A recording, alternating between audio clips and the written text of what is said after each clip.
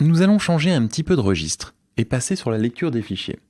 Nous sortons donc des structures de données abstraites et nous allons parler de quelque chose d'un petit peu plus concret, ces fichiers qui sont sur votre disque dur. Créons un fichier dans lequel je vais mettre les paroles d'une chanson.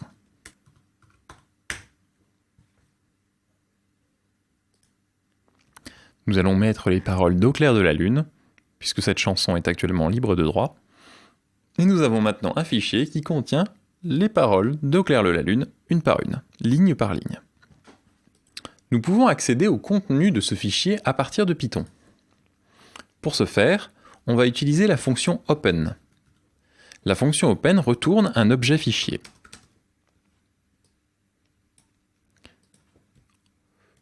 Open atteint en paramètre une chaîne de caractères qui représente le chemin absolu vers le fichier qu'on souhaite ouvrir. Elle retourne un objet fichier. Si je fais type sur ma variable fichier, nous avons un nom un petit peu bizarre ici, mais qui signifie que derrière, il y a toute la mécanique pour pouvoir traiter un fichier. Pour pouvoir lire un fichier ensuite, on peut utiliser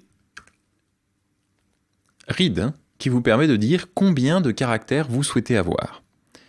Par exemple, si je veux lire les 100 premiers caractères, je fais read et j'obtiens du texte. Et dans texte, j'ai les 100 premiers caractères. Si je veux avoir les 100 caractères suivants, je fais read et j'obtiens les 100 caractères suivants. La lecture du fichier se comporte un petit peu comme quelqu'un qui lit au fur et à mesure en faisant avancer son doigt le long des lignes. Il avance d'abord de 100 caractères, et ensuite son doigt reste là où il était, puis quand on lit ensuite, on part de là où était le doigt et on continue à avancer. Si on lit beaucoup plus, arrivera un moment où nous arriverons à saturer la mémoire de l'ordinateur, pardonnez-moi, je suis peut-être allé un petit peu trop loin. Arrivera un moment où on épuisera tout le texte du fichier. Et si on continue d'appeler read, cela retournera une chaîne vide. Le fichier ne peut plus être lu. Pour pouvoir lire à nouveau le fichier, il faut utiliser la méthode seek et dire au doigt de se repointer au caractère 0. À ce moment-là, on peut de nouveau lire le fichier depuis le début. Néanmoins, ce n'est pas la méthode la plus simple pour pouvoir lire un fichier texte. La méthode la plus simple est tout simplement de faire une boucle for sur son fichier.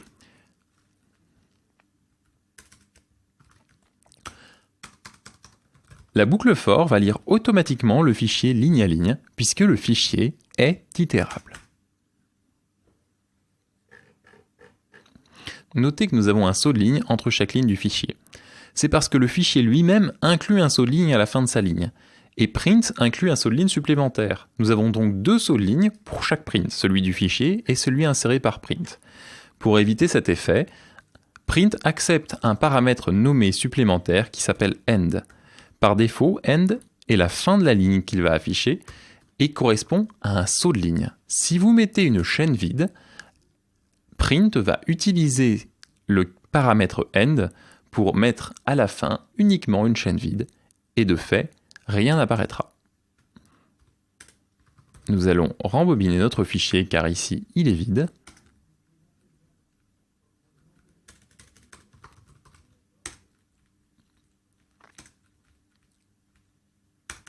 Et voilà, toutes les lignes sont affichées l'une après l'autre, sans avoir de saut de ligne supplémentaire. Les fichiers peuvent également s'ouvrir en écriture, c'est-à-dire que nous pouvons faire fichier égale open, ouvrir le fichier texte, mettre un W pour write ici en deuxième paramètre de la fonction open. Si vous vous souvenez, on peut séparer les paramètres par des virgules pour les fonctions, nous avions vu ça avec print. Et notre fichier, maintenant, est ouvert en mode écriture, ce qui signifie que nous pouvons écrire du texte dedans. Afin de pouvoir écrire du texte et s'assurer que le fichier est sauvegardé, il faut toujours fermer son fichier une fois qu'on a terminé de l'utiliser. Le fichier est maintenant fermé, nous ne pouvons plus écrire dedans. Mais nous pouvons voir qu'il a bien été écrit hello. Malheureusement, tout le reste de notre texte a disparu. Et la raison est que le mode write, par défaut, écrase tout ce qu'il y avait avant. Si on veut ajouter quelque chose dans un fichier, il faut utiliser le mode append. Le mode append, ou A, nous permet d'ajouter des lignes au fur et à mesure. Ainsi, si j'écris un nouveau hello et que je ferme mon fichier, ce nouveau hello apparaît rajouté au précédent plutôt que de l'avoir écrasé. Nous ne lisons ici que les fichiers texte simples. Il existe des fichiers beaucoup plus complexes. Par exemple, si nous créons un fichier avec LibreOffice Writer et que nous écrivons hello dedans et que nous sauvegardons ça sur le bureau en hello. Je vais déplacer le fichier sur le bureau. Je l'avais mis dans le dossier personnel. Alors, nous aurons un fichier hello ici, et si nous l'ouvrons, nous voyons bel et bien qu'il y a écrit hello. Néanmoins, le contenu de ce fichier, d'un point de vue purement texte, n'est pas hello. Il contient bien d'autres choses. Ouvrons-le pour pouvoir voir à quoi cela ressemble. Fichier égale open.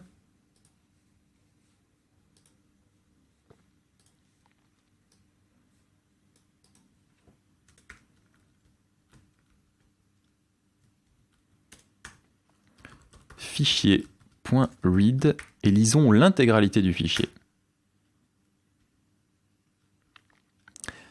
Nous allons mettre ici un nouveau mode qui s'appelle le mode binaire. Ce mode binaire permet de lire des fichiers qui ne sont pas purement du texte.